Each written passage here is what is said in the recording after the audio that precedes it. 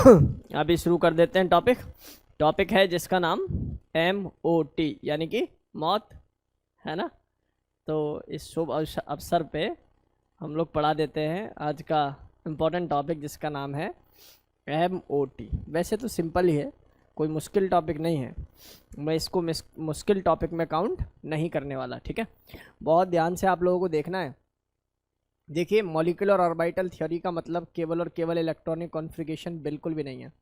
Molecular orbital theory जो realistic data है वो कुछ और ही है। मैं कोशिश करूँगा कि आज की क्लास में मॉलिक्यूलर ऑर्बिटल थ्योरी और एडवांस मॉथ यानी कि एडवांस मॉलिक्यूलर थ्योरी की कुछ बातों को एक्सप्लेन कर पाऊँ, ठीक है। बहुत ध्यान से आप लोग प्लीज़ देखिए, मैं देख लेता हूँ, रिकॉर्डिंग ऑन है, और चीज़ों को समझने की कोशिश करें। बड़ा ही बेसिक सा टॉपिक है, हम लोग आसानी से इसको जो है आप लोगों को सिखा देंगे। बस एक ही कंडीशन है, आज लगभग 1.5 घंटे की क्लास चलेगी, तो उसमें आप लोग हिलेंगे नहीं, चुपचाप से कॉपी पेन लेके बैठेंगे और आराम से सुनेंगे, ठीक है। काफ़ी चीज़ें ऐसी होती हैं जो एक बार में समझ में आ जाती हैं, काफ़ी चीज़ें ऐसी भी होती हैं जो धीरे धीरे समझ में आती है, राइट। तो अपना पेशेंस आप लोग मेंटेन करके रखेंगे और हम लोग शुरू करने जा रहे हैं आज की स्पेशल क्लास, राइट। चलिए, आज एक ही चीज़ की कमी है बस, बाकी सब कुछ सेट है कि ये मेरा माइक जैसी ऑफ हो जाए ना, प्लीज़ मुझे मैसेज कर देंगे आप लोग, ठीक है।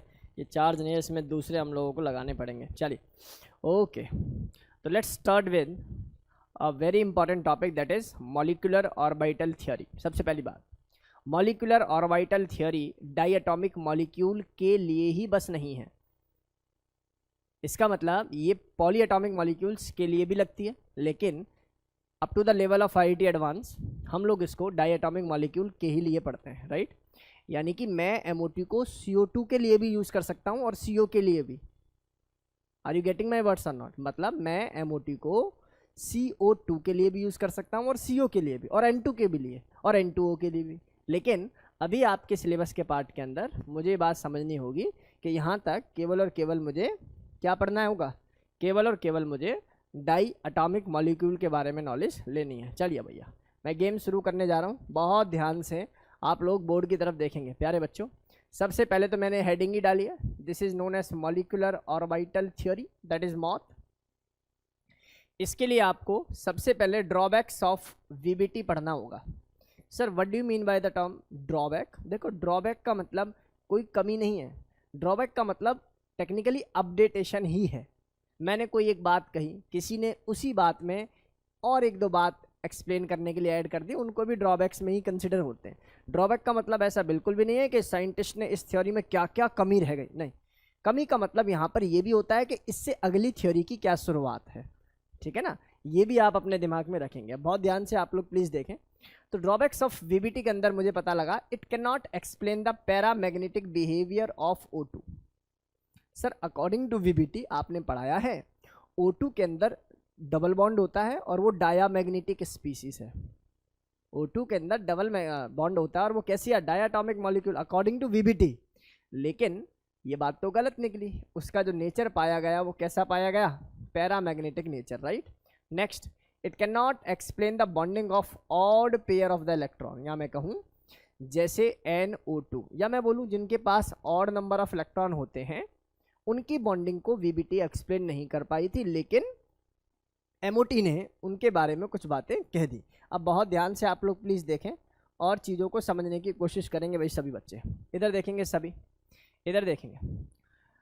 नेक्स्ट आता है, it can not explain the existence of H2 positive and He2 plus, right. ये H2 पॉजिटिव और He2 प्लस को एक्सप्लेन नहीं कर पाया था, या उसकी एग्जिस्टेंस को एक्सप्लेन नहीं कर पाए थे। अब ध्यान से सुनो, according to VBT orbital having unpaired number of electrons participate in covalent bond formation, but according to MOT that is MOT molecular orbital theory, all atomic orbitals which have almost same energies and same symmetry can combine with each other। क्या मेरी बात हमारी class के सभी बच्चों को समझ में आ रही है? मैं क्या कहने की कोशिश कर रहा हूँ इसके अंदर? मैं ये कहने की कोशिश कर रहा हूँ प्यारे बच्चों कि VBT ने अपनी प्योर कंप्लीट थियरी को सेंट्रलाइज कर दिया अनपेयर्ड नंबर ऑफ इलेक्ट्रॉन के ऊपर, कि जिन ऑर्बिटल के अंदर अनपेयर्ड नंबर ऑफ इलेक्ट्रॉन आएंगे, केवल वही बॉन्डिंग की फॉर्मेशन करेंगे, केवल वही हाइब्रिड ऑर्बिटल की फॉर्मेशन करेंगे। लेकिन अकॉर्डिंग टू एमओटी ऐसा नहीं है। जो पेयर्ड ऑर्बिटल हैं they can also form bond, they can also combine with other. तो इस बात को समझने के लिए आप लोगों को कुछ चीज़ों का पता होना बहुत ज़रूरी है। बहुत ध्यान से देखेंगे सभी, बहुत ध्यान से देखेंगे सभी। तो प्यारे बच्चों, मैंने आपसे ये बात कही है, which have almost same energy and same symmetry that can be combined to each other, right. मतलब कि सिमिलर एनर्जी वाले जल्दी से हो जाते हैं, राइट। अब बहुत ध्यान से देखेंगे सभी, यहाँ पर आता है both VBT and MOT based upon wave nature of electron. जो वीबीटी या एमओटी है वो किस पर बेस्ड है? Wave nature. ये भी डायरेक्ट नीट में पूछे जाने वाला सवाल है कि इनमें से कौन सी थ्योरी वेव नेचर को फॉलो करती है। तो आपको पता होना चाहिए ना केवल वीबीटी, एमओटी भी वेव नेचर पर ही डिपेंड करती है, राइट। नेक्स्ट है according to VBT, this is one of the important part. मैं ये कहूँ कि इस थ्योरी को मैं यहाँ से शुरू करने जा रहा हूँ। बहुत ध्यान से आप लोग प्लीज़ देखें, बहुत ध्यान से आप लोग यहाँ पर देखें, राइट। बहुत ध्यान से यहाँ पर आप लोग देखें। According to VBT atomic orbital and atomic orbital, right. Atomic orbital and atomic orbital, it means VBT ने बोला एक एटॉमिक ऑर्बिटल दूसरा एटॉमिक ऑर्बिटल आपस में मिलके एक कंप्लीट मॉलिक्यूलर ऑर्बिटल बना देते हैं according to concept of VBT. लेकिन एमओटी का कॉन्सेप्ट क्या था कि जी एक एटॉमिक ऑर्बिटल दूसरे एटॉमिक ऑर्बिटल से मिलके दो ही ऑर्बिटल बनाएगा, या मैं बोलूँ दो ही मॉलिक्यूलर ऑर्बिटल बनाएगा जिनकी एनर्जीज आपस में क्या होंगी? डिफर करेंगे। एक बार बहुत ध्यान से आप लोग प्लीज़ देखें, बहुत ध्यान से आप लोग प्लीज़ देखें, मैं बोल रहा हूँ according to VBT atomic orbital and atomic orbital are combined to form one molecular orbital, while in MOT atomic orbital and atomic orbital both are combined to form the bonding and anti-bonding atomic orbital। Bonding और anti bonding orbital की formation में जाते हैं। जैसे example के तौर पर मैं आपको सिखाता हूँ। प्यारे बच्चों बहुत ध्यान से देखो, मैं बोल रहा हूँ ये बेटा 1s है, मान लेते हैं जी हाइड्रोजन है, और ये दूसरे हाइड्रोजन से अगर कंबाइन हो रहा है तो obviously these are known as atomic orbital. तो अकॉर्डिंग टू वीबीटी ये दोनों एक बन के एक बॉन्डिंग कर देते थे ना, लेकिन यहाँ पर ऐसा नहीं होगा, यहाँ पर ऐसा नहीं होगा। यहाँ पर क्या होगा, यहाँ पर क्या रहेगा? बहुत ध्यान से देखेंगे सभी। यहाँ पर ये दोनों मिलेंगे और यहाँ पर दो ऑर्बिटल की फॉर्मेशन होगी, जिनमें से एक का नाम होगा बॉन्डिंग मॉलिक्यूलर ऑर्बिटल और दूसरा जिनकी एनर्जी ज़्यादा है उनका नाम होगा एंटी बॉन्डिंग मॉलिक्यूलर ऑर्बिटल। इसके बारे में मैं थोड़ी सी बातें और बताऊंगा आप लोगों को, इसलिए बहुत ध्यान से आप लोग प्लीज़ देखें। एंटी बॉन्डिंग मॉलिक्यूलर ऑर्बिटल, प्यारे बच्चों बहुत ध्यान से देखना मैं क्या बोल रहा हूँ, बहुत ध्यान से सुनेंगे सभी बच्चे, बहुत ध्यान से चीज़ों को सुनने की कोशिश करें। प्यारे बच्चों मैं कह रहा हूँ कि दोनों एटॉमिक ऑर्बिटल मिले और दो मॉलिक्यूलर ऑर्बिटल बने हैं, और जिनमें से एक की एनर्जी क्या होगी? कम, और एक की एनर्जी क्या होगी बच्चों? ज़्यादा होगी। जिनकी एनर्जी कम होगी ऐसा कहा जाता है they are formed by the constructive interference. Sir what do you mean by this term constructive interference? जहां वेव एक दूसरे को ऊपर क्या हो रही हो? पैरेलल फॉर्मेशन हो रही हो, या मैं बोलूं एक दूसरे के एम्पलीट्यूड को क्या कर रही हो? बढ़ा रही हो, बॉन्डिंग की फॉर्मेशन हो, राइट।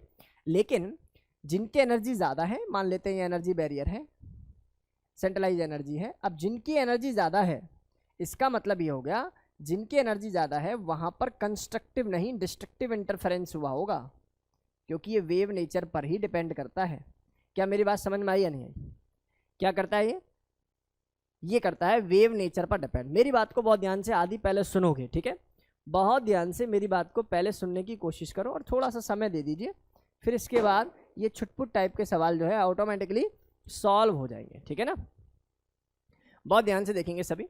मैं क्या कह रहा हूँ? मैं कह रहा हूँ दोनों एटॉमिक ऑर्बिटल आपस में मिले, दो मॉलिक्यूलर ऑर्बिटल बनाया, एक की एनर्जी कम एक की एनर्जी ज़्यादा। जिसकी एनर्जी कम उसका नाम बॉन्डिंग, जिसकी एनर्जी ज़्यादा उसका नाम एंटी बॉन्डिंग।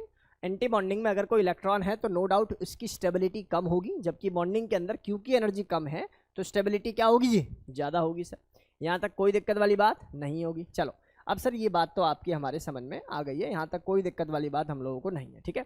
इसको मैंने BMO बोला है, इसको मैंने क्या बोला है बेटा?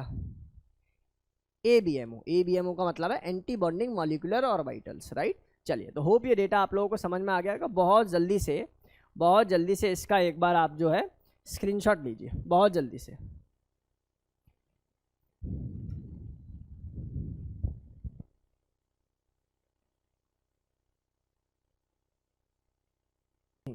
बड़ा ही बेसिक सा टॉपिक है, बस आप नज़रें यहाँ पर गड़ा के रखें। देखिए इस जो अभी मैं पढ़ाने जा रहा हूँ ना, इससे बहुत सवाल आते हैं बच्चों, इससे काफ़ी सवाल आते हैं, लेकिन बच्चों की समस्या ये है कि उनको वही अच्छा लगता है जो आसान हो। और आसान क्या है? बॉन्ड ऑर्डर निकालना। आसान क्या है? बॉन्ड लेंथ निकाल ले। आसान क्या है? इलेक्ट्रॉनिक कॉन्फ़िगरेशन लिख देना। यही एमओटी बिल्कुल नहीं है, ठीक है भाई। तो बहुत ध्यान से आप लोग प्लीज़ देखें और चीज़ों को समझने की कोशिश करें भाई। अब मैं किसी की एंट्री नहीं ले रहा भाई, है ना। अब आप जो भी हैं नहीं एंट्री दी जाएगी प्लीज़। अगर कोई बच्चा लीव हो जाता है तो पहले मुझे मैसेज कर दे व्हाट्सअप पे, मैं तभी उसको एंट्री लेने दूंगा, अदरवाइज़ नहीं लेने दूंगा अभी, है ना। आपकी वजह से बाकी बच्चे डिस्टर्ब हों ये भी ठीक नहीं है। आइए इधर आ जाइए सभी। सबसे पहले बात बताते हैं आपको, linear combination of atomic orbitals, right. अब इसमें मान लेते हैं, मान लो 1s के ऑर्बिटल एक्सियल ओवरलैपिंग कॉम्बिनेशन हुआ है। अब दो प्रकार की फॉर्मेशन है जैसा कि मैंने आपसे बताया। सबसे पहला, अगर कॉम्बिनेशन कंस्ट्रक्टिव है तो बॉन्डिंग मॉलिक्यूलर ऑर्बिटल्स बनेंगे, और कॉम्बिनेशन अगर डिस्ट्रक्टिव है तो एंटी बॉन्डिंग मॉलिक्यूलर ऑर्बिटल्स की फॉर्मेशन होगी। ऐसा कहा जाता है कंस्ट्रक्टिव के अंदर जो psi1 है वो psi2 के साथ प्लस हो जाता है। एक फॉर्मूला होता है psi1² + psi2² + 2 psi1 + psi2, है ना। तो इस तरीके से वहाँ पर प्लस साइन आता है, जबकि डिस्ट्रक्टिव में क्या आ जाता है? माइनस। चलो मैं पहला बता देता हूँ। मानो ये 1s है पॉजिटिव साइन के साथ, ये भी 1s है पॉजिटिव साइन के साथ। मान लो अगर दोनों का सेम फेस है जो कि दिखाई दे रहा है, तो क्या होगा? दोनों आपस में कंबाइन हो जाएंगे, एक बड़ा गोला बन जाएगा। दो न्यूक्लियस मैंने यहाँ पर बना दी, हाँ या ना। यहाँ था 1s ये एटॉमिक ऑर्बिटल है बेटा 1s, लेकिन जब मैंने मॉलिक्यूलर ऑर्बिटल बनाया तो मॉलिक्यूलर ऑर्बिटल कैसा बना बेटा? This is sigma 1s। क्या अंतर समझ में आ रहा है? बेसिक या मैं बोलूँ एटॉमिक ऑर्बिटल और मॉलिक्यूलर ऑर्बिटल में क्या अंतर है? Atomic orbital like 1s 2s 3s 4s फलाना s ठिकाना s, हाँ या ना। लेकिन molecular orbital is like sigma 1s, right. तो सर ये बात समझ में आ गई। अगला देखो, मैंने बोला यहाँ पर यही 1s है और मैंने इस समय फेस कर दिया अपोजिट, एक को लिख दिया प्लस और एक को क्या लिख दिया बेटा जी? माइनस लिख दिया। अब जब मैं दोनों को ऐड करूंगा तो क्या होगा? सर दोनों को ऐड करने का मतलब है डिस्ट्रक्टिव इंटरफेरेंस का होना, मतलब एंटी बॉन्डिंग मॉलिक्यूलर ऑर्बिटल की फॉर्मेशन होना। इसका मतलब ये प्लस यहाँ कम हो जाएगा, ये माइनस यहाँ कम हो जाएगा, और बीच में क्या आ जाएगा? एक बीच में आ जाएगा नोडल प्लेन। क्या मेरी बात समझ में आई या नहीं आई भाई? ऊपर तो कोई भी नोडल प्लेन नहीं है। Sir what do you mean by the term nodal plane? Where their probability of finding the electron is 0 या अप टू 0। तो ये बात आप लोगों को समझ में आ गई होगी। चलो सर, अब यहाँ पर ना काम की बात बता रहा हूँ प्यारे बच्चों, बहुत ध्यान से सुनो। इधर सुनना भाई सभी। राघव, मित्तल, निकुंज, आदि, आबिक, आदित्य, आकाश, बहुत ध्यान से सर की एक बात सुनो प्यारे बच्चों। तुम सेंटर पे बैठे हुए हो, मतलब इस सेंटर पे मान लेते हैं इसके इधर एक प्लस चार्ज का लूप है, इसके इधर एक प्लस चार्ज का लूप है, राइट। इस सेंटर से इधर जाओगे तो प्लस मिलेगा, इस सेंटर से इधर जाओगे तब भी क्या मिलेगा? प्लस मिलेगा। इसका मतलब ऐसी कॉम्पोजिशन को बोलते हैं सिमिट्री। याद होगा पुरानी क्लासेस में मैंने ये बात कही है आप लोगों से। इसको क्या बोलेंगे हम लोग? सिमिट्री बोलेंगे। और अगर इसको मैं सिमिट्री बोल रहा हूं तो इसका मतलब ये हो गया these orbital are also known as gerade. दो टर्म होती हैं, अनजीरेट एंड जीरेट। जीरेट का मतलब क्या हो गया कि इक्वल डिस्टेंस पर, जीरेट मतलब सिमिट्री, ऐसा समझ लो, ठीक है ना। अनजीरेट बोले तो अनसिमेट्रिकल डेटा। तो अब इतनी बातें हमारी क्लास के बच्चों को समझ में आ गई होगी। ये बच्चे भाई बार बार आ रहे हैं यार, ऐसा मत करो ना, आप लीव हो जाते होंगे, इंटरनेट कनेक्शन है ना। चलो आओ इधर आ जाओ। तो अब कुल मिला के बात ये है कि nodal plane is equal to 0 या इवन नंबर में होगा तो ऐसे ऑर्बिटल्स को, ऐसी कॉम्बिनेशन को मैं बोलूँगा जीरेट। कितनी सिंपल बात बताइए सर ने। ऐसी कॉम्पोजिशन जिसमें नोडल प्लेन ही ना हो या इवन नंबर हो, 2 4 6 10 8 ऐसा हो, तो उस केस के अंदर हम लोग बोलेंगे जीरेट ऑर्बिटल्स हैं या जीरेट कॉम्बिनेशन है, राइट। जबकि odd number of nodal plane अगर हैं, कहीं 1 है 3 है 7 है 5 है, तो मैं उसको बोलूँगा क्या? अनजीरेट। तो सर बात आपकी समझ में आ गई है, राइट। तो ये एग्जाम्पल आप लोगों को समझ में आ गया है, तो अच्छी तरीके से ये डेटा हमारे पास क्लियर है। देखो मैंने क्या लिखा है, अगर नोडल प्लेन 0 या इवन नंबर में है तो जीरेट बोलेंगे, और नोडल प्लेन अगर ऑड नंबर में है तो उसको हम लोग क्या बोलेंगे बच्चों? अनजीरेट बोलेंगे। क्या बोलेंगे उसको हम लोग? अनजीरेट।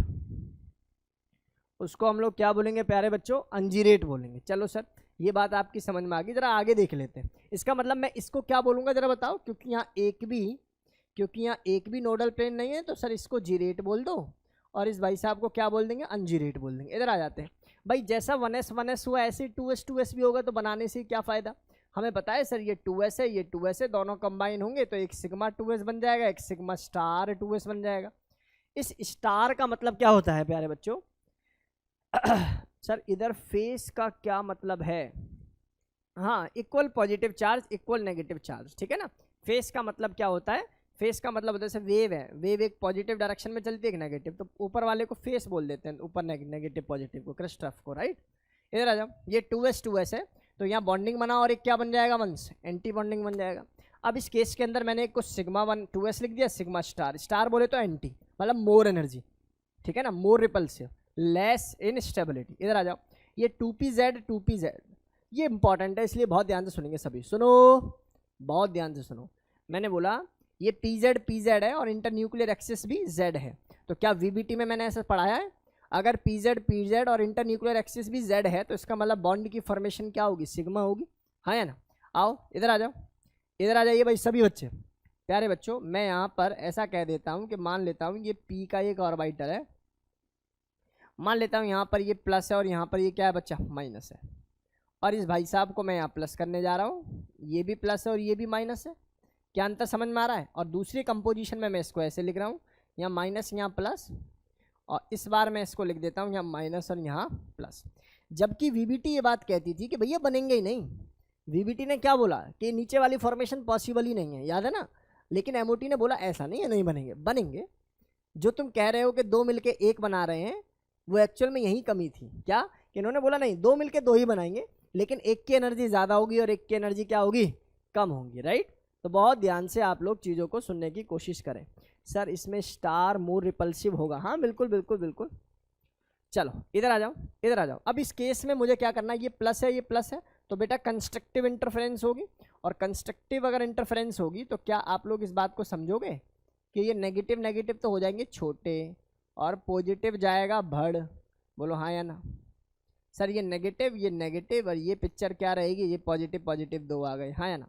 सर इसके ना नोडल प्लेन बताना, ये लो, एक तो नोडल प्लेन ये दिखाई दे रहा है मुझे, और एक नोडल प्लेन मुझे ये दिखाई दे रहा है। अब कोई तुमसे पूछे कि 2p कंस्ट्रक्टिव इंटरफेरेंस होने पर जिरेट होगा या अनजिरेट, तो समझदार बच्चा क्या बोलेगा, sir it is typically gerade. Y?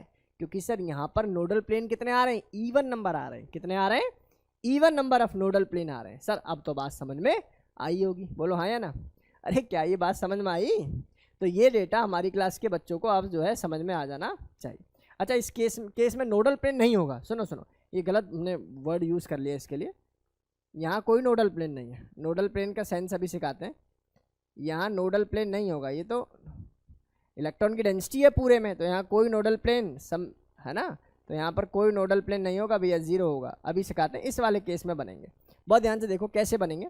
अब इस केस को मैं कहाँ लिखूँ, थोड़ा साइज छोटा हो गया ना, देखो ज़रा ध्यान से सुनो सुनो सुनो सुनो, ये पॉजिटिव है ये नेगेटिव है, इसका मतलब दोनों मिलके कंस्ट्रक्टिव नहीं डिस्ट्रक्टिव करेंगे, और डिस्ट्रक्टिव करेंगे तो इस केस में यहाँ जो है ये वाली फॉर्मेशन तो जाएगी बढ़, नेगेटिव वाली, और इसकी पॉजिटिव वाली क्या हो जाएगी, घट जाएगी, और ऐसे यहाँ पर क्या हो जाएगा, ये कुछ ऐसा बन जाएगा। बात समझ में आ रही नहीं आ रही? यहाँ बनेगा, यहाँ आपके पास एक नोडल प्लेन देखने के लिए मिलेगा। क्या मेरी बात समझ में आ रही है नहीं आ रही? यहाँ आपके पास नोडल प्लेन देखने के लिए मिलेगा जो कि किसके बराबर हो जाएगा, जो कि बराबर हो जाएगा 1 के, और इस पोजीशन को मैं अनजीरेट की फॉर्मेशन बोल दूंगा। क्या है ये, अनजीरेट है। तो यहाँ तक कोई डाउट किसी बच्चे को नहीं होना चाहिए। जैसे अब मैं 2px पैरेलल ओवरलैपिंग अगर करा दूँ तो सर पैरेलल तो बड़ी सिंपल होती है। कैसे? मैं जान रहा हूँ कि जेड एक्सिस के राउंड है, जेड का मतलब क्या हो जाएगा बेटा, पाई बॉन्ड बनेगा।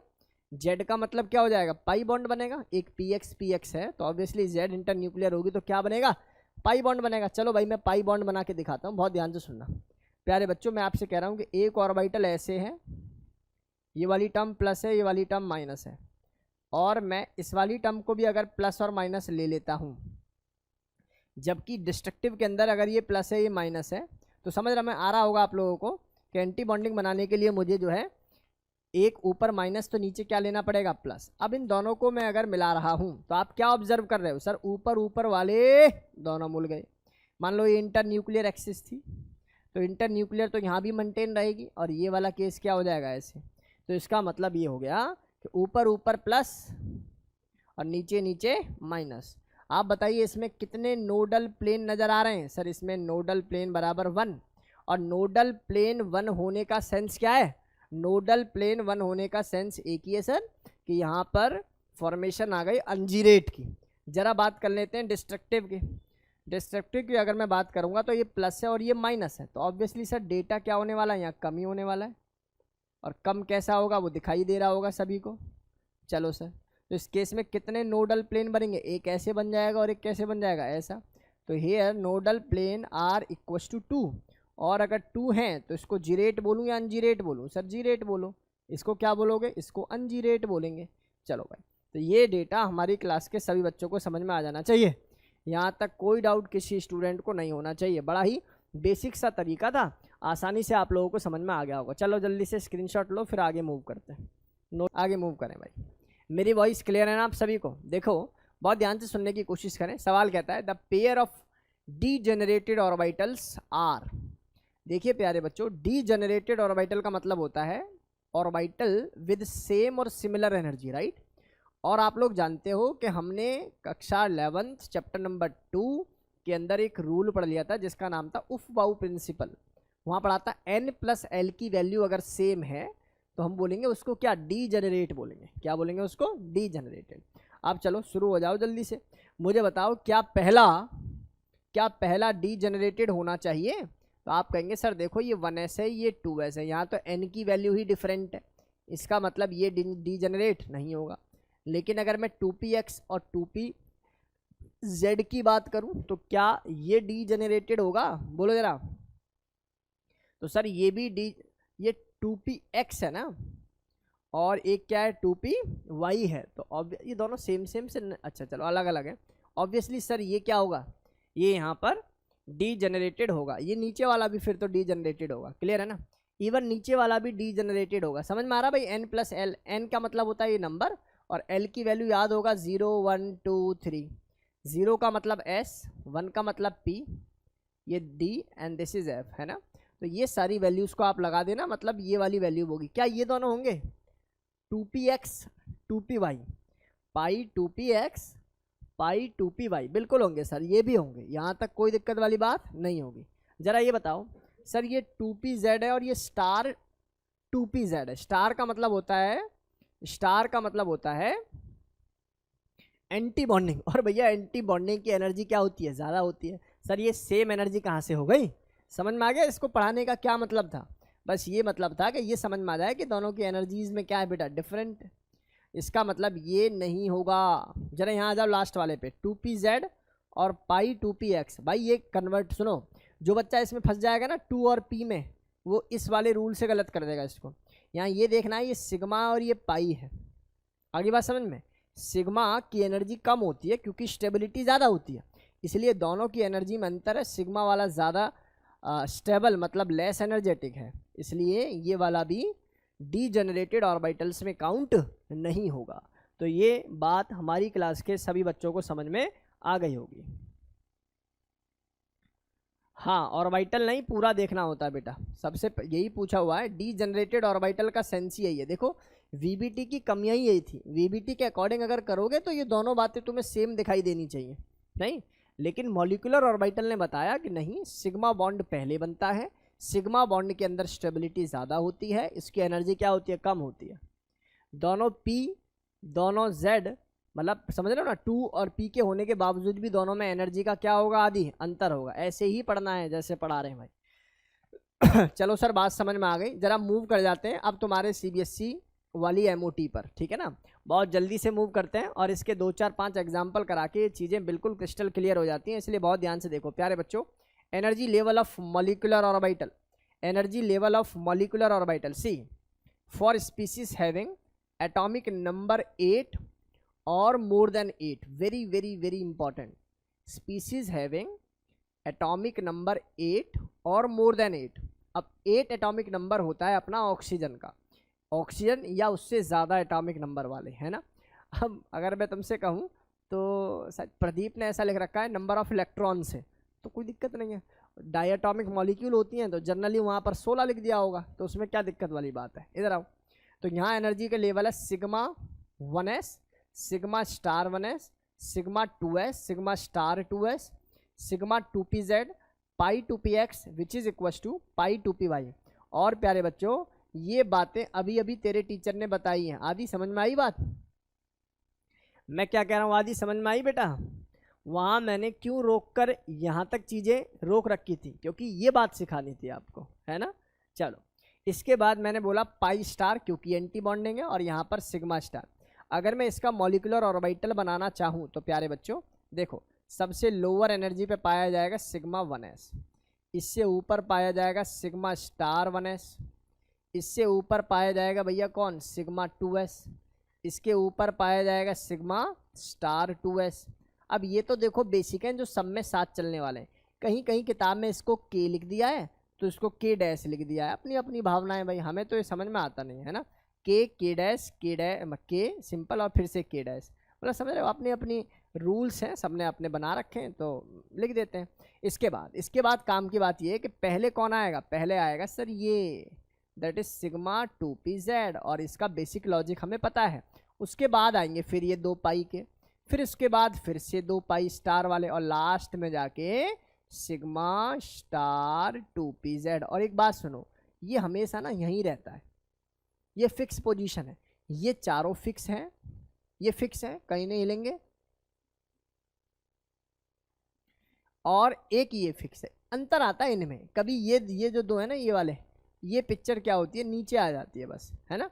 इन दोनों में अंतर आता है बस, ये स्वैपिंग चलती है इनकी, बाकी सारी पिक्चर क्या रहती है प्यारे बच्चों, सेम ही रहती है। चलो अभी सिखाते हैं कैसे। एक बात यहीं पढ़ा दूं, चलो अभी नहीं, आओ अभी नहीं, इधर आना भाई सभी बच्चे, इधर आना। तो सर ये वाली बात हमें समझ में आ गई, जैसा आप कह रहे हैं ऐसा होता होगा। For species where atomic number is equal to 7 और it is lesser than 7, then the electronic configuration of molecular orbitals are sigma 1s, sigma star 1s, देखो बिल्कुल सेम है ना।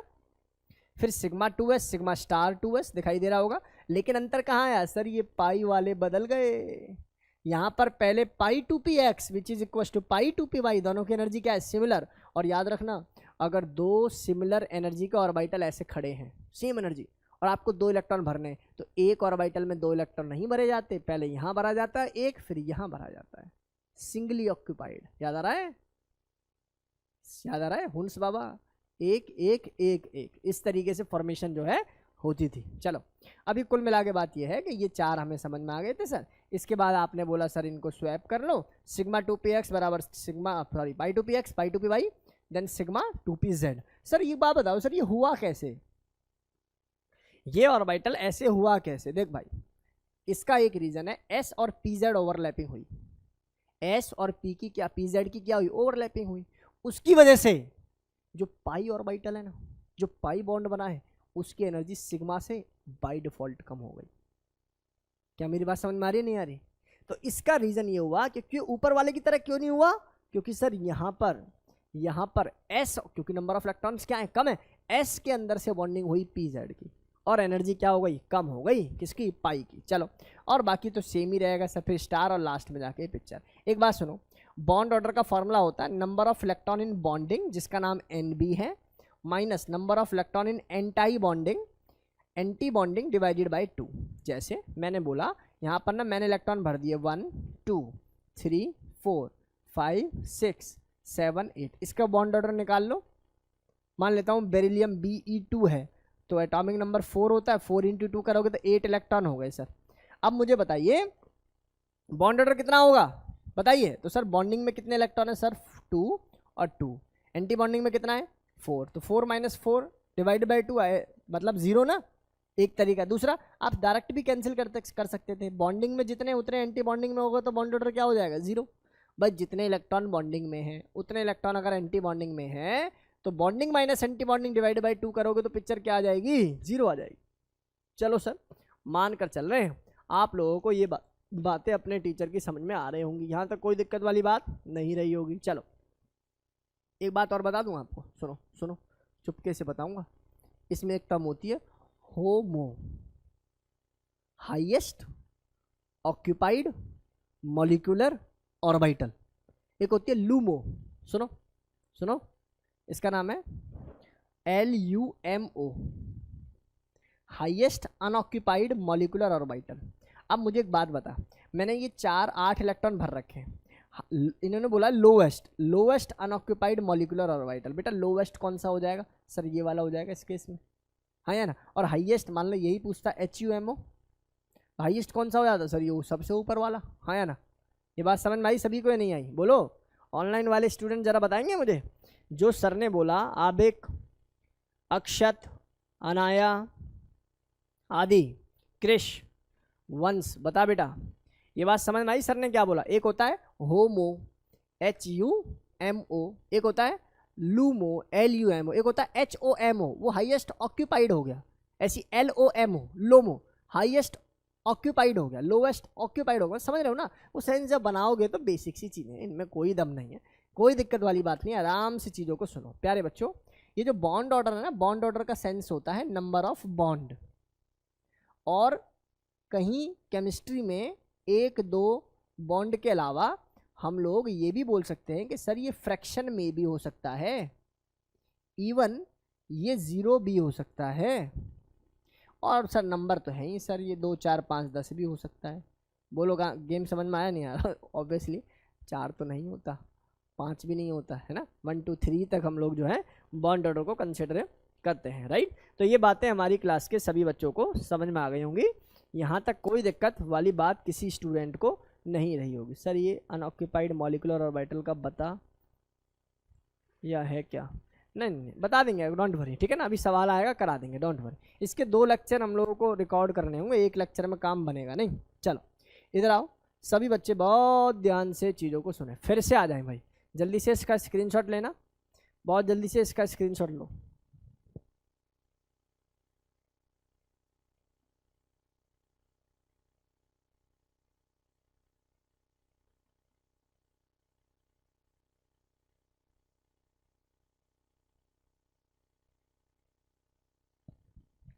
चलिए तैयार? आ जाओ आ जाओ आ जाओ, बहुत ध्यान से देखो, बहुत ध्यान से देखो। एक बार प्रीवियस स्लाइड दिखा दे, ये लो, ले लो फोटो, ले लो, डन। ये तो वैसे भी पूरा रिकॉर्ड हो के यूट्यूब पे जाना है, तो परेशानी वाली कोई बात ही नहीं है। आ जाओ इधर आना प्यारे बच्चों, देखो ये क्या कह रहा है। देखो यहाँ ना, यहाँ अधूरा ज्ञान दिया हुआ है, तो इसलिए लोग फंस जाते हैं, बच्चे फंस जाते हैं। हम कोशिश किए कि पूरा डेटा आप लोगों के लिए ले आओ। देखो बॉन्ड स्ट्रेंथ का मतलब होता है बॉन्ड की स्टेबिलिटी, और नो डाउट ये डिपेंड करेगा कि बॉन्ड, जो बॉन्ड बने हैं वो कितने बॉन्ड हैं, दैट इज बॉन्ड ऑर्डर। मान लेते किसी के अंदर 2 बॉन्ड है, किसी के अंदर सिंगल है, किसी के अंदर ट्रिपल है, तो नो डाउट ट्रिपल वाले की स्टेबिलिटी ज़्यादा होगी। तो इसका मतलब बॉन्ड ऑर्डर अगर ज़्यादा है तो इसका मतलब स्टेबिलिटी भी क्या होगी प्यारे बच्चों? ज़्यादा ही होगी। तो bond strength is directly proportional to bond order. और बताइए अगर स्ट्रेंथ ज़्यादा हो जाएगी तो बॉन्ड लेंथ क्या हो जाएगी बच्चों? कम हो जाएगी कि नहीं हो जाएगी?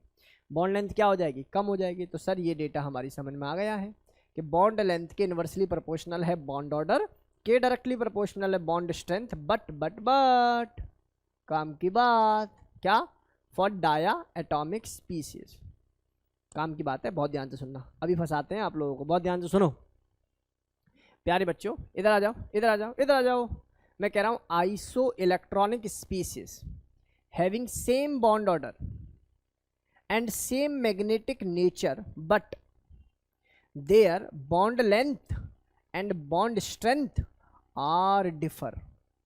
कितनी सुंदर बात कही है ये बात, कितनी सुंदर बात कही है, इसके क्या कहने। एक बार दोबारा सुन लो, एक बार दोबारा सुनने की कोशिश कर लो भाई सभी। मैं क्या कह रहा हूं प्यारे बच्चों? मैं कह रहा हूं कि आइसो इलेक्ट्रॉनिक स्पीसीज के अंदर बॉन्ड ऑर्डर बराबर होते हुए भी बॉन्ड स्ट्रेंथ और बॉन्ड लेंथ अंतर हो सकते हैं। बॉन्ड स्ट्रेंथ और बॉन्ड लेंथ के अंदर अंतर हो सकता है। तो ये डेटा हमारी क्लास के सभी बच्चों को क्लियर हो जाना चाहिए। चलो चेक कर लेते हैं। सर ये N2 है सर, अच्छा मैं अभी के लिए आप लोगों को ये बात बता देता हूँ प्यारे बच्चों, N2 का मतलब हो गया, N2 का मतलब हो गया N ट्रिपल बॉन्ड N। याद आ रहा है आप लोगों को? चलो सर ऐसा मान लेता, अभी एमओटी से कुछ नहीं कर रहे हैं, ऐसा बनता है बस, है ना। और C ट्रिपल बॉन्ड O ऐसा भी देखा है सर, ये ना आपने हमें पहले ही पढ़ा दिया है, तो ज़्यादा चतुराई मत दिखाओ, यहाँ डेटिव बॉन्ड बना दो, हाँ या ना। याद आ रहा है पिक्चर? चल मुझे एक बात बता, बस छोटी सी एक बात बता, इसके क्योंकि एटॉमिक नंबर 7 है और 2 N2 हैं, तो नंबर ऑफ इलेक्ट्रॉन्स कितने आएंगे? 14। और यहाँ आप देखोगे तो क्योंकि एटॉमिक नंबर 8 और क्योंकि एटॉमिक नंबर 6, इन दोनों को प्लस कर दो भैया, तो यहाँ भी जो नंबर ऑफ इलेक्ट्रॉन आएंगे वो कितने आ जाएंगे भाई? 14। इसका मतलब they are consider as isoelectronic species, हाँ या ना। मुझे बता इस भाई साहब का बॉन्ड ऑर्डर कितना है? तो आप कहोगे सर ये कोई पूछने की बात है, ये तो 3 है। और यहाँ जब मैं बात करूँगा तो यहाँ भी बॉन्ड ऑर्डर कितना आएगा बच्चों? सर ये भी 3 आएगा। तो आप भूल ये ना कर बैठना कि दोनों की स्ट्रेंथ या लेंथ को बराबर कर दें, और करी तो गए 4 क्यों 5 नंबर जाएंगे। पता है ना 5 कैसे जाते हैं? चलो तो सर कैसे पता लगेगा? कोई बच्चा बताएगा हमारी क्लास का? हाँ भाई, अपनी क्लास से कुछ बच्चे इधर उधर तो जाते ही हैं, समझ में आ रहा होगा मैं किनसे कह रहा हूँ? बताओ भाई किसका बॉन्ड ऑर्डर ज़्यादा होगा और क्यों होगा? बहुत बेसिक सवाल है, हर दुनिया में पढ़ाया जाता है। जल्दी बता दीजिए, बहुत जल्दी से बता दीजिए भाई।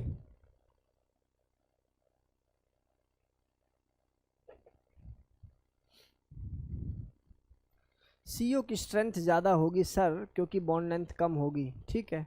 डेटिव बॉन्ड में CO में है उसका कम होगा, ठीक है।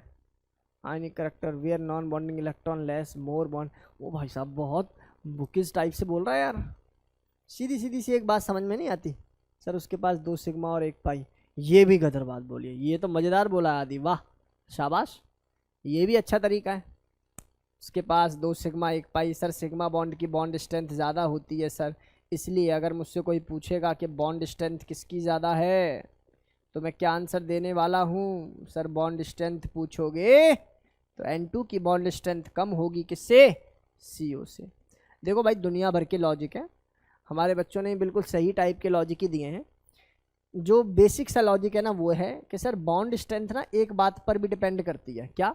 दोनों में इलेक्ट्रोनेगेटिविटी डिफरेंस कितना है। भाई 3 बॉन्ड अगर में हैं, यहाँ डिफरेंस कितना आ जाएगा? इलेक्ट्रोनेगेटिविटी 0, लेकिन यहाँ पर 0 नहीं होगा, मतलब इसकी स्ट्रेंथ थोड़ी सी ज़्यादा होनी चाहिए, एक तरीका। दूसरा, dative bond is consider as a sigma bond, और सिग्मा है तो स्टेबिलिटी है या ना। जबकि N2 में तीसरा बॉन्ड पाई है और पाई की स्टेबिलिटी सिग्मा से कम क्योंकि एनर्जी ज़्यादा। तो सर ये बात हमारी समझ में आ गई है, यहाँ तक हमें कोई दिक्कत वाली बात नहीं होनी चाहिए। बोलो ये बात समझ में आई या नहीं आई? हमारी क्लास के सभी बच्चों को ये बेसिक बातें समझ में आती है कि नहीं आती? तो यहाँ तक कोई डाउट ही नहीं है किसी प्रकार का, किसी प्रकार का ना कोई डाउट ना कोई समस्या। तो चलो एक बेसिक सवाल और कर लेते हैं, एक बेसिक सवाल और कर लेते हैं प्यारे बच्चों, बहुत ध्यान से देखो। इधर आना, इधर आओ भाई, इधर आओ। एक छोटा सा सवाल दे रहा हूँ आप लोगों को, मैं कह रहा हूँ आप लोगों से, जीवन में आ चुका है H2, जीवन में आ चुका है H2 पॉजिटिव, जीवन में आ चुका है H2 माइनस, ठीक है। बहुत ही बेसिक सा सवाल है, बार बार इसी टाइप के 10 सवाल नहीं कराएंगे, एक सवाल से ही सारी चीज़ों को सॉल्व करा देंगे प्यारे बच्चों। सबसे पहले मॉलिक्यूलर ऑर्बिटल इलेक्ट्रॉनिक कॉन्फ़िगरेशन लिखने के लिए मुझे इसमें नंबर ऑफ इलेक्ट्रॉन्स पता होने चाहिए जो कि 2 हैं, और क्योंकि atomic number of hydrogen is lesser than 7, इसका मतलब मुझे सिंपल कॉन्फ़िगरेशन यूज़ करना चाहिए, दैट इज सिग्मा 1s2। बहुत बढ़िया।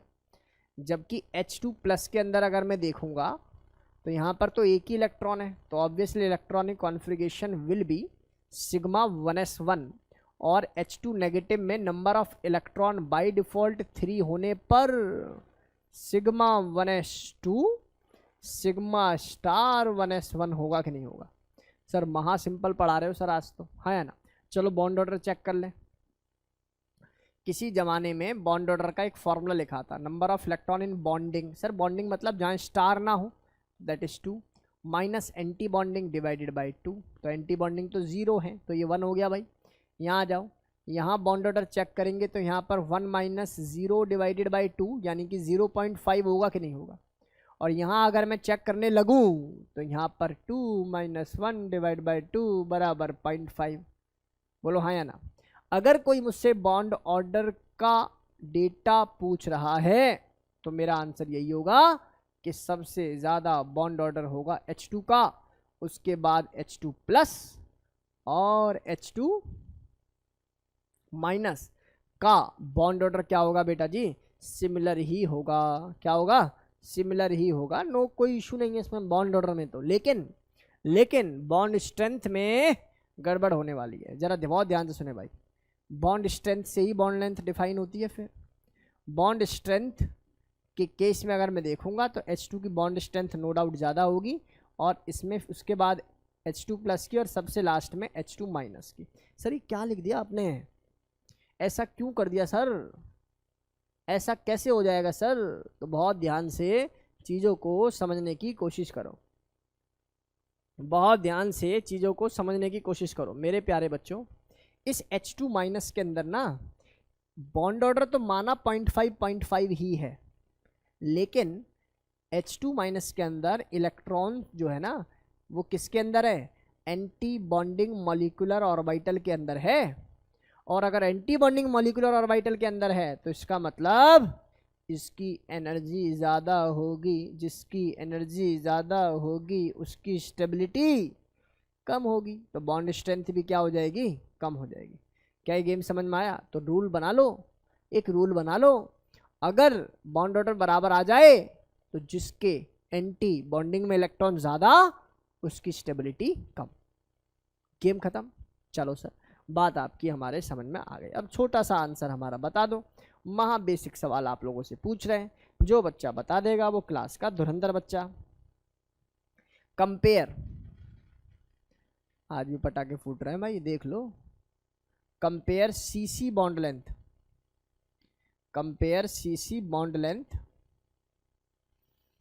स्ट्रेंथ या लेंथ जो भी तुम्हारी इच्छा हो, इन C2 एंड C2H4। बताओगे क्या?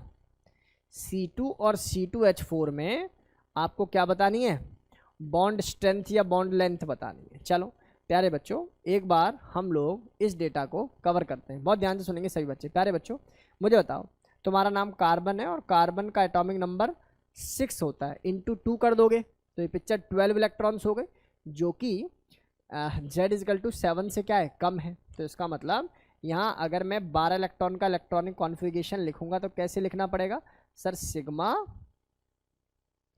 क्या हो रहा है ये, sigma 1s2, sigma star 1s2, sigma 2s2, sigma star 2s2। याद आ रहा है कुछ? बोलो, अरे डेटा समझ में आ रहा है कि नहीं आ रहा? इसके बाद मुझे फिर कहाँ मूव करना पड़ेगा बताओ सर? आपको पाई में मूव करना पड़ेगा, याद आ रहा है? फिर यहाँ पर आता था pi 2px which is equal to pi 2py। जरा चेक कर ले कितने इलेक्ट्रॉन भर दिए, 2 4 6 8, मुझे भरने 12, तो 9 10 11 12।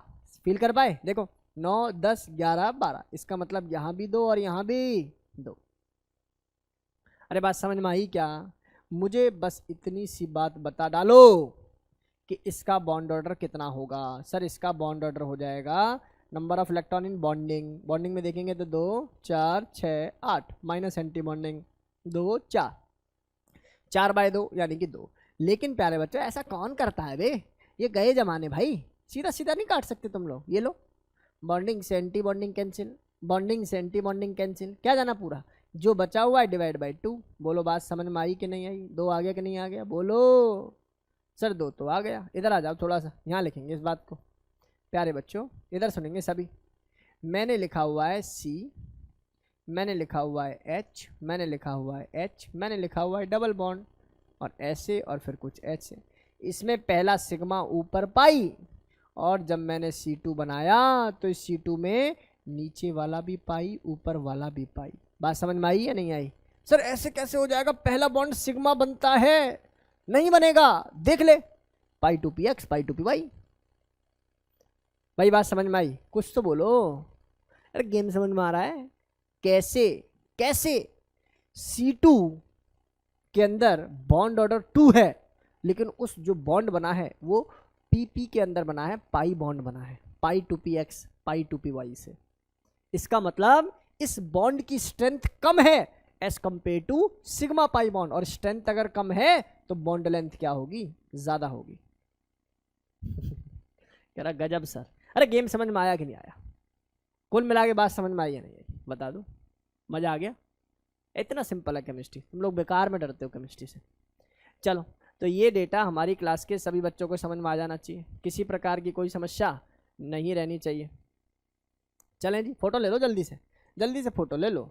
काम की बात तो अभी पढ़ानी है, काम की बात तो अभी पढ़ानी है। जो पूरी क्लास मैंने पढ़ाई है वो यहाँ के समराइज हो जाएगी, ठीक है। एक ही सवाल में चीज़ों को समराइज कर दूंगा, इसलिए बहुत ध्यान से देखो। और गजब बातें हैं ये, बहुत ही ज़्यादा गजब बातें, बहुत ध्यान से सुनने की कोशिश करो प्यारे बच्चों। आ जाओ आ जाओ आ जाओ, सीखो। मैंने यहाँ लिखा हुआ है नंबर ऑफ इलेक्ट्रॉन, और इसमें से कुछ ना पढ़ के सीधा आ जाओ यहाँ 14 पे। इधर आ जाओ इधर आ जाओ इधर आ जाओ। अगर तुम्हें कोई स्पीसीज दे रखी है like N2, number of electron count करेंगे क्योंकि एटॉमिक नंबर 7 है, तो एक नाइट्रोजन के पास 7 इलेक्ट्रॉन, दूसरे के पास 7 इलेक्ट्रॉन, ऐड कर देना 14 इलेक्ट्रॉन्स आ जाएंगे, है ना। तो इसका मतलब ये हो गया सर, इस केस के अंदर मेरे पास बॉन्ड ऑर्डर कितना होगा सर, 3 होगा। सही है, बोलो बात समझ में आ रही नहीं आ रही? इस केस के अंदर इसका नेचर कैसा होगा, क्योंकि बॉन्ड ऑर्डर 3 है, अनपेयर्ड नंबर ऑफ इलेक्ट्रॉन नहीं होंगे, तो सर डायामैग्नेटिज्म होगा। तो इसका मतलब अनपेयर्ड 0 और डायामैग्नेटिक करेक्टर होगा। क्लियर मेरी बात? अब ध्यान से सुनो, इस 14 के राइट में जाओगे तो 15 आएगा, लेफ्ट में जाओगे तो 13 आएगा। लेफ्ट में जाते हो तो भी 0.5 कम करना है, और राइट में जाते हो तब भी 0.5 कम करना है। Then you can find the bond order directly, right. तो ये ट्रिक बड़ा काम आती है भाई, बार बार इलेक्ट्रॉनिक कॉन्फ़िगरेशन लिखने की कोई ज़रूरत नहीं है। इवन मैं तो बिल्कुल समर्थन में ही नहीं हूँ कि इलेक्ट्रॉनिक कॉन्फ़िगरेशन को बार बार बनाओ या वो पूरी पिक्चर बना दो, कुछ नहीं, ठीक है ना, वो कुछ नहीं। सीधी सीधी सी गेम समझ में आनी चाहिए, हाँ बेसिक होना चाहिए। फिर ये बातें आप लोग एक बार अपने दिमाग में बना के रखें। बॉन्ड ऑर्डर की अगर मैं बात करूं तो सर ये 14 है, 13 के लिए 2.5 2.5, समझ रहे हो ना। ऐसे जाते जाते 2 के लिए पिक्चर कितनी हो जाएगी, 0 हो जाएगी। बॉन्ड ऑर्डर 0 का मतलब बॉन्ड की फॉर्मेशन नहीं होगी, मतलब कंपाउंड जो है वो नहीं बनेगा, ऐसा मानकर चलो। सुनो सुनो सुनो, मैग्नेटिक नेचर। अब मैग्नेटिक नेचर को लर्न करने की एक ट्रिक है हमारे पास, मैग्नेटिक नेचर को लर्न करने की एक छोटी सी ट्रिक है अपने पास, बता दूं क्या? बोलो, सुनना चाहोगे? मैग्नेटिक नेचर को लर्न करने की एक ट्रिक है अपने पास। हाँ, भूल सा रहा हूँ मैं उसको, चलो मैं याद कर लेता हूँ, याद आ चुका है। सुनो सुनो सुनो, जो E1 है ना,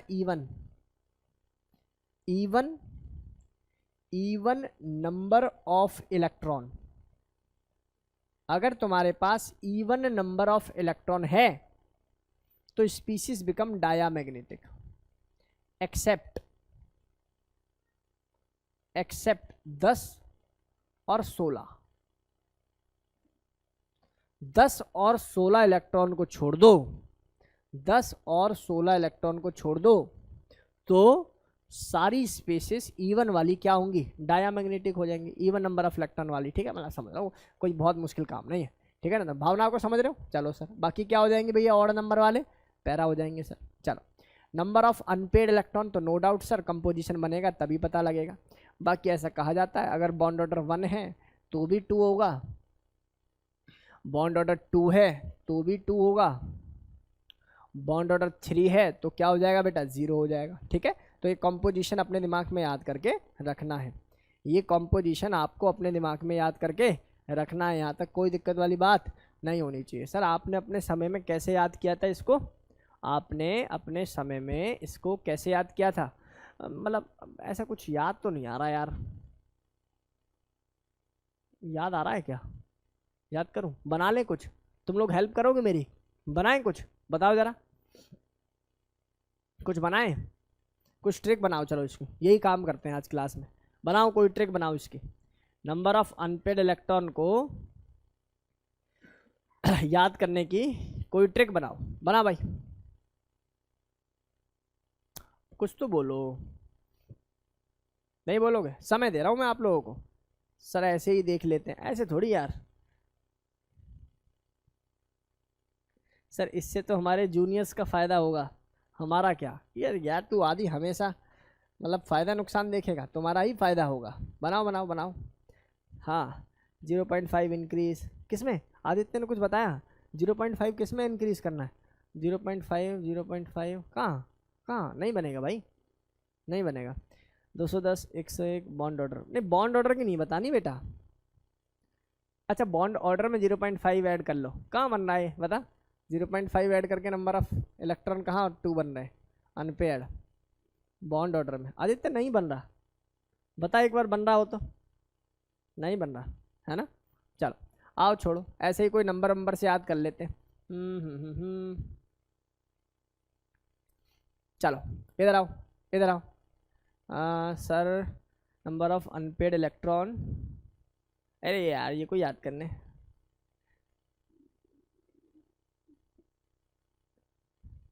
प्रीति क्या कह रहा है ये तो? हट, ये तो तुम उसका बता रहे हो ना मैग्नेटिक नेचर का। मैग्नेटिक नेचर नहीं बताना भाई, मैग्नेटिक नेचर नहीं बताना। चलो बहुत समय लगा दिया इसमें, है इतना समय नहीं लगाते। आ जाओ इधर आओ, इधर आओ। मानो मानो सुनो, मानो तुम्हें 2 शादी अटेंड करनी है, ठीक है? कितनी शादी अटेंड करनी है? 2 शादी। और तुम्हें दे के आना कन्यादान, है ना? समझ रहे हो ना?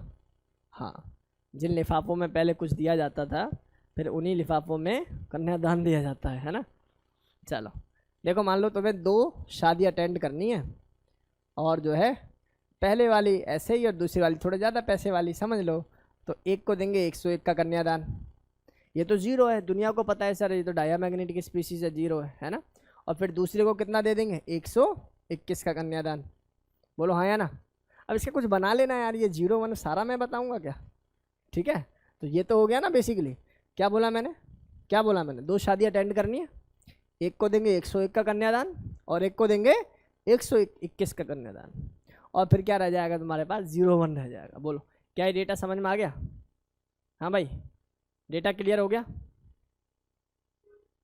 चलिए, तो ये बातें हमारी क्लास के सभी बच्चों को क्लियर हो जानी चाहिए। बोलो बात समझ में आई या नहीं आई? आगे मूव कर जाएं, जल्दी बोलो। नुपुर, वंश, आबिक, अचिंत्य, अक्षत, 60 बच्चा बैठा हुआ है क्लास के अंदर, और मैसेज करने वाला कितना? 10 15। जल्दी जल्दी बताओ हमें भाई, समझ में आ रहा है आप लोगों को? चले चलिए आ जाओ, आ जाओ, इधर आ जाओ, इधर आ जाओ, चलो इधर आ जाओ, चलो चलो चलो, बस बस बस, अब धूम मचा दी है ना मैसेजेस की। देखो, compare bond order, magnetic movement, bond length, bond strength, ionization energy, reduction reducing agent और ऑक्सीडाइजिंग एजेंट। आओ इधर आओ, इधर आओ, इधर आओ, इधर देखेंगे सभी बच्चे। यहाँ कराएं इस सवाल को थोड़ा खुले में, चलिए यहीं करा देते हैं। अलग अलग स्पीशीज़ का निकाल देते हैं। सर ये ना 14 इलेक्ट्रॉन स्पीशीज़ है, हाँ या ना? और अगर मैं बात करूँगा नाइट्रोजन प्लस की तो 13 इलेक्ट्रॉन स्पीशीज़ है। यहाँ बात करेंगे तो 15 इलेक्ट्रॉन स्पीशीज़ है। यहाँ बात करेंगे तो ये 16 इलेक्ट्रॉन स्पीशीज़ है। तो सर पहले ना बॉन्ड ऑर्डर के ऑर्डर में अरेंज कर दीजिए। सर सबसे ज़्यादा बॉन्ड ऑर्डर 14 का होगा, इसमें कोई दोहराए वाली बात नहीं है, इसमें कोई दोहराए वाली बात नहीं है। इसके बाद सर किसका बॉन्ड ऑर्डर ज़्यादा होगा?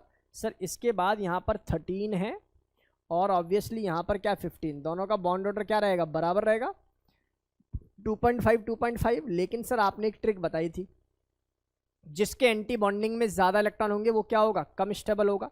इसका मतलब ये हो गया कि या इसमें 15 की वजह से तो ऑब्वियसली एंटी बॉन्डिंग में जा रहे होंगे इलेक्ट्रॉन, तो इसका मतलब यहाँ आ जाएगा मेरे पास N2 पॉजिटिव, और फिर उसके बाद आ जाएगा मेरे पास N2 नेगेटिव, और लास्ट में तो मैं बात जानता हूँ इनका बॉन्ड ऑर्डर कितना होगा? 2 ही होगा, तो N2 2 माइनस। एक बार मैं बता दूँ आपको, बताओ सर इसका बॉन्ड ऑर्डर कितना होगा? 3.0। इन भाई साहब का कितना होगा? इनका हो जाएगा 2.5। अच्छा ये तो बॉन्ड ऑर्डर लिख रहे हैं ना हम लोग, तो बॉन्ड ऑर्डर तो बराबर ही होगा ना इन दोनों का यार। ये भी क्या होगा? 2.5, और ये कितना हो जाएगा? 2 हो जाएगा। लेकिन बॉन्ड स्ट्रेंथ की अगर मैं बात करूँगा तो बॉन्ड स्ट्रेंथ का ऑर्डर अब समझ में आना चाहिए आपको, हाँ या ना? और उसका लॉजिक क्या है कि इसका भाई का बॉन्ड ऑर्डर बराबर होने के बावजूद भी स्ट्रेंथ कम है, उसका रीज़न है anti bonding, right? Anti bonding में इलेक्ट्रॉन का मतलब स्टेबिलिटी का कम होना है सर। चलो बॉन्ड स्ट्रेंथ भी हो गई। अब मुझे बताइए मैग्नेटिक नेचर। अरे सर ये अभी 2 मिनट पहले आपने गाया है कि जिसमें 14 इलेक्ट्रॉन है तो मतलब उसका क्या हो जाएगा बेटा जी, कैसी स्पीसीज बनेगी, डायामैग्नेटिक। यहाँ पर कितने इलेक्ट्रॉन आ रहे थे मेरे पास, 13, और सर ने बताया है कि जो ऑड स्पीसीज होंगी वो कैसी होंगी, हमेशा पैरामैग्नेटिक होंगी, हाँ या ना। और ऐसे ही 15, तो ये भी कैसा होगा, पैरामैग्नेटिक। ऐसे ही ये मेरे पास कितना है जी, 16 के अंदर ये एक्सेप्शन केस है, पैरामैग्नेटिक नेचर का होगा। अच्छा, आयोनाइजेशन एनर्जी का बताना यार ऑर्डर। सर जो ज़्यादा स्टेबल होगा आयोनाइजेशन एनर्जी भी तो उसी की ज़्यादा होगी, एक तरीका। दूसरा क्या कर सकते हो सर, दूसरा ये भी लगा सकते हैं कि इसकी आयोनाइजेशन एनर्जी इसलिए कम है क्योंकि ज़्यादा -2 चार्ज है, जल्दी से इलेक्ट्रॉन को डोनेट कर देगा, है ना। तो आप ऐसा मानकर चलो, ionization energy is directly proportional to bond order, या बॉन्ड स्ट्रेंथ भी लिख सकते हो। जितनी ज़्यादा बॉन्ड की स्ट्रेंथ होगी उतना ज़्यादा क्या होगा बेटा जी, आयोनाइजेशन एनर्जी। मैं लिख नहीं रहा, काम की बात सुन लो, रिड्यूसिंग एजेंट और ऑक्सीडाइजिंग एजेंट, काम की बात तो यही है, पेपर में आज के लिए पूछा जा रहा है एडवांस में, बहुत ध्यान से सुनो, कितना सिंपल है। इनमें से पूछा है कौन रिड्यूसिंग एजेंट अच्छा होगा या कौन ऑक्सीडाइजिंग एजेंट अच्छा होगा। देखो भाई सीधी सी बात सुनो, ऑक्सीडाइजिंग एजेंट का मतलब ये है कि जो जल्दी से इलेक्ट्रॉन को गेन कर ले। ये बात सही गलत, हाँ या ना में जवाब दो, अरे सही है गलत है। ऑक्सीडाइजिंग एजेंट कौन अच्छा, जो जल्दी से इलेक्ट्रॉन को गेन कर ले। आप सोच के मुझे बताओ कि कौन जल्दी से इलेक्ट्रॉन को गेन करना चाहेगा। सर गेन करना वही चाहेगा जो बॉन्डिंग में इलेक्ट्रॉन को खाली रखेगा, हाँ या ना। इधर आ जा, मेरे पास यहाँ पर भाई ये तो बॉन्ड ऑर्डर 3 है, ये तो गेन ही नहीं करना चाह रहा, मैक्सिमम स्टेबिलिटी है। यहाँ आ जाओ, इन दोनों में फंसोगे, N2 पॉजिटिव है N2 माइनस, भाई ये एंटी बॉन्डिंग में है इलेक्ट्रॉन, ये बॉन्डिंग में है, तो जो बॉन्डिंग वाला होगा वही इलेक्ट्रॉन को जल्दी से एक्सेप्ट करेगा। एंटी बॉन्डिंग में सर इसका भी इतना, उसमें भी अनपेड नंबर ऑफ इलेक्ट्रॉन बराबर है या जो भी कुछ है यार, वो बराबर का गेम अलग है।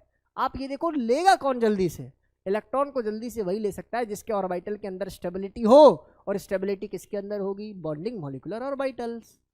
और ये सर मजा आ गया, बोलो बात समझ में आई है नहीं आई, कुछ तो बोलो, क्या बात समझ में आई।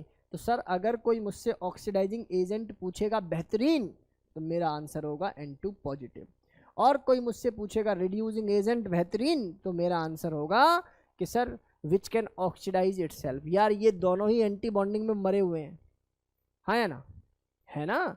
लेकिन आप एक बात देखोगे इसमें कितने इलेक्ट्रॉन आ रहे होंगे, N2 2 माइनस में आ रहे होंगे सर, अच्छा ठीक है, लेकिन है तो एंटी बॉन्डिंग में, ये दोनों ही रिड्यूसिंग एजेंट होंगे, दोनों ही किसकी तरह काम करेंगे, रिड्यूसिंग एजेंट की तरह काम करेंगे। जल्दी से जल्दी अपने एंटी बॉन्डिंग के इलेक्ट्रॉन को बाहर निकालने की कोशिश करेंगे ताकि स्टेबिलिटी क्या रहे, मैक्सिमम रहे, ताकि स्टेबिलिटी क्या रहे, मैक्सिमम रहे। क्या सर की ये बात समझ में आई आप लोगों को, कुछ तो बोलो, क्या सर की ये बात समझ में आई आप लोगों को, हाँ या ना में जल्दी से मैसेज करो, do message to me if it is clear to all of you. बहुत बढ़िया जितेश, क्या ये डेटा समझ में आया, कुछ डाउट्स हैं तो ले लेते हैं, कोई इशू नहीं है।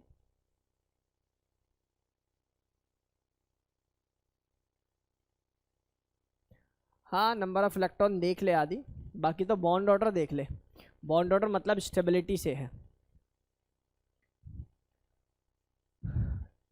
चलिए, तो hope this concept is clear to each and everyone. चलिए, ये दिवाली आपका जो फेस्टिवल है या वीक है, इसको आपको पढ़ना ही है, प्लस आपको पता ही है ना कोचिंग के अंदर टेस्ट है, और टेस्ट है तो टेस्ट को टेस्ट की तरह से प्रिपेयर करना चाहिए। प्रीवियस मार्क्स से मैं बहुत ज़्यादा खुश नहीं हूँ, राइट। तो ये डेटा आप लोगों को जो है समझना चाहिए। ऑक्सीडाइजिंग एजेंट में N2 कहाँ आएगा, N2 तो ना इलेक्ट्रॉन लेने में भरोसा कर रहा भाई, क्या है उसके अंदर, N2 के अंदर पाई जो है वो क्या है, फुली फिल्ड है, सिग्मा भी एंटी बॉन्डिंग में इलेक्ट्रॉन नहीं है। जहाँ एंटी बॉन्डिंग में इलेक्ट्रॉन है वो जल्दी से इलेक्ट्रॉन को देगा, जब इलेक्ट्रॉन को देगा तो इसका मतलब खुद का ऑक्सीडेशन और दूसरे का क्या करेगा, रिडक्शन की तरह काम करेगा, रिड्यूसिंग एजेंट की तरह। ठीक है, साइड हो जाए, स्क्रीनशॉट लेना है, चलो ले लीजिए, डन। चले अब प्यारे बच्चों, आज की क्लास में इतना ही, थोड़ा सा आप लोग फिर से आप लोग एक बार गो थ्रू करना, अभी यूट्यूब पे ये वीडियो जा ही रही है। इसके अलावा आप लोग जो है क्वेश्चंस को प्रैक्टिस करने की कोशिश करें। नेक्स्ट क्लास के अंदर अच्छी बात यह है कि एमओटी के जो तोड़ क्वेश्चंस हैं उनको हम लोग डिस्कस करेंगे, ठीक है ना। मतलब मार्केबल एक्सरसाइज होगी, प्रॉपर तरीके से आपको उसको परफॉर्म करना। एक असाइनमेंट मैं अभी आपको सेंड कर रहा हूँ, जो हमारा इनिशियल वाला जो जी रेट अनजी रेट वाली फॉर्मेशन है वो आपसे सॉल्व हो जाएगी उसके अंदर, राइट। चलिए, तो आज की क्लास के लिए इतना ही। प्रॉपर तरीके से आप लोग मेहनत करिए और मेहनत ही सफलता का राज है और कोई दूसरी चीज़ नहीं हो सकती। स्क्रीनशॉट ले लीजिए अगर स्क्रीनशॉट नहीं लिए तो।